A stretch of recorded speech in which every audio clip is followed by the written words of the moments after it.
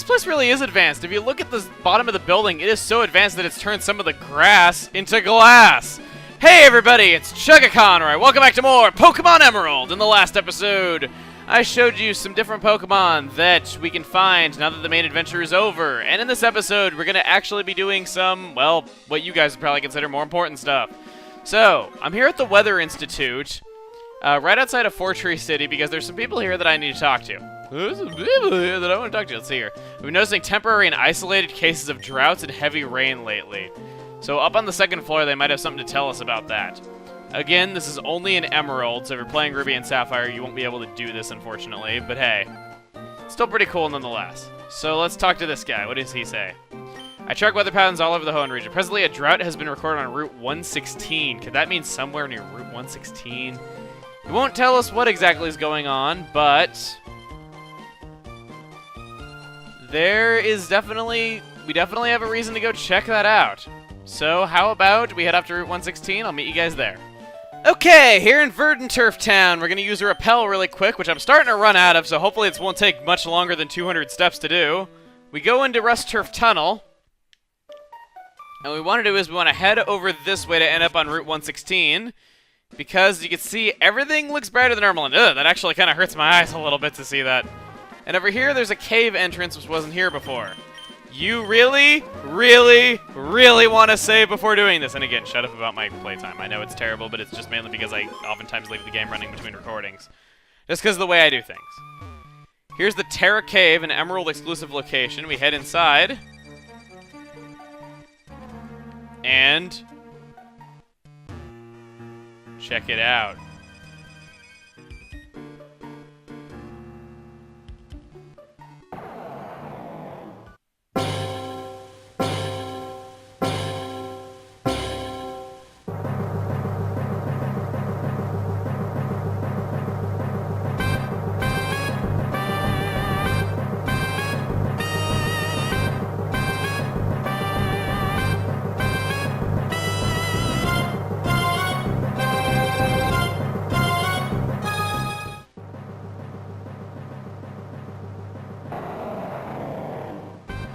This is Groudon, the legendary ground-type Pokemon of the land.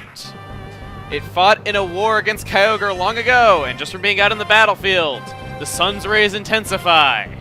This thing is no pushover, being level 70. Granted, if you were able to take out Rayquaza earlier, or catch Rayquaza, it shouldn't really present as much of a challenge for you. But hey, it still is pretty darn dangerous for what it does. Now, that sun effect that it has out there will never go away unless you cover it up with another weather-type move like Sandstorm or Rain Dance or something else. If you want to know the full effects of sun, it makes it so that he can use Solar Beam anytime he wants. Technically, so can you. There's also the fact that Fire-type moves become much stronger, which I think he might actually have. And it makes Water-type moves weaker, which is why I start out with Kappa, because Kappa, I can rely on Grass-type moves instead of Water. Typically, you're going to want to use water, grass, or ice attacks against it, but that's really all you can do against it.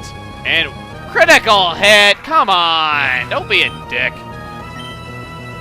But yeah. This thing can be kind of dangerous. I'm going to go to Altair because Dragon resists grass and as does flying, so that way I'll be quad resistant to Solar Beam. If you want to know how this thing is as a Pokemon, really, really aggressive. And it's actually not bad defensively either, having 140 defense and 150 attack, backed up by 100 HP. It's also not too bad at special attacking, so all in all, there's really nothing this Pokemon isn't good at, unless you want to say maybe it's not so good special defensively. Whoa! Yeah, I forgot it had that, so I guess I made a good decision going to Altair because that's a one-hit KO move. So, I'm kind of curious if it can really touch Altair that much. We'll have to see. I'm going to go for Takedown. Solar Beam. Okay, yeah, I quad resist Solar Beam, and it only has 100 special attack, so... Wow, that was all a critical hit, dang, I'm walling it. How much... Can I do a little bit more damage? I'm starting to think maybe I should start chucking the balls at it, as I was calling it. I'm going to start chucking the balls. It's fun to say... Oh, you dick! Yeah, just like Rayquaza, it has rest. How fitting, considering I was asleep for thousands of years, so figures its best skill would be snoozing in the middle of a battle. So, I guess while I was asleep, how about we start chucking the bows at it? Let's see how we do. Just to be funny, let's go for a nest ball. Have hearts pop out of this thing. Doesn't even do anything. You know, that's the thing. I'm kind of wondering if it's even possible to catch it in a nest, because even though I know the calculation for it, I've never seen even a shake happen when throwing a nest ball at a legendary Pokemon, and I've tried many different times to make it work, but it never does. So I'm not really sure how I'm going to make this thing work. It doesn't, see? I'm going to keep trying for a little bit, but I don't see it actually working, because I have never had it shake, and I know that there's a minimum catch rate of at least 1 when you're using a nest ball. But I don't get it. 1, 2! Oh! I thought I actually caught it in that! Holy crap, that would have been amazing! Oh, God. I'm so amused by such little things. How about... You know what? How about going for Dragon Dance? Well... Nah, I feel like I'm just going to keep using the nest balls. I know it's stupid, and I know I should be using Ultra Balls and crap like that, but I don't want to be boring. I like catching stuff in really stupid Pokeballs that I'm not supposed to catch them in, just because it's more fun for me. It's just awesome. So, Groudon. Now, there's actually kind of an interesting thing that I'd like to bring up right now.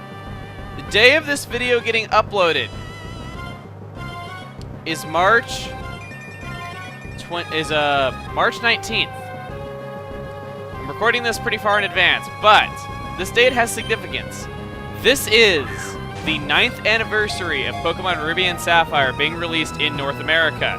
And as such, I'm going to be— Oh my god! Oh my god! Are you serious? What? I've lost man points heavily. Speaking of heavy, it's over 2,000 pounds, making it the heaviest Pokemon in existence. Groudon, the continent Pokemon. Groudon has appeared in mythology as creator of the land. It sleeps in magma underground and is said to make volcanoes erupt on awakening. 383 is its national Pokedex number, so if you think it's a contradiction with the bio, then that's fine. Anyway, 9th anniversary since Ruby and Sapphire being released. And because of that, what do you say I upload 2 videos today? Not just Groudon, but now that we've caught Groudon and we've gotten the Terra Cave taken care of, there's going to be another area that's going to appear, which we can find by going back to the Weather Institute, which is the Marine Cave. The intense sunshine appears to have subsided, and they were too lazy to animate it, so they just faded it to black. Which is kind of funny because there was still like a frame of the intense sunlight after they faded to black, which tells me they probably rushed that. Anyway. But yeah, now that we're done with that, we're going to head back to the Weather Institute and see what we got over there.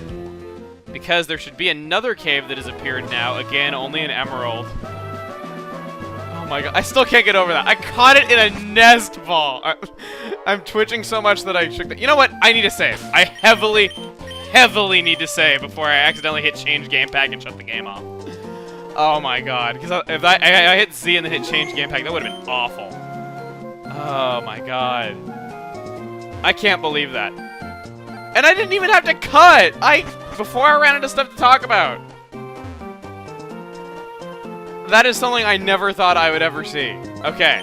Track weather patterns over the Hoenn region. Presently, a heavy rainfall has been reported on Route 125. So, up by Shoal Cave is where we gotta go. So, we've gotten the legendary Pokemon for Ruby captured. Now, how about we go and capture the legendary Pokemon for Sapphire here on Route 125. Kyogre. So, now that we are done with that, in celebration of Pokemon Ruby and Sapphire, next time on Pokemon Emerald, we'll be going after the legendary Pokemon Kyogre. See you guys then.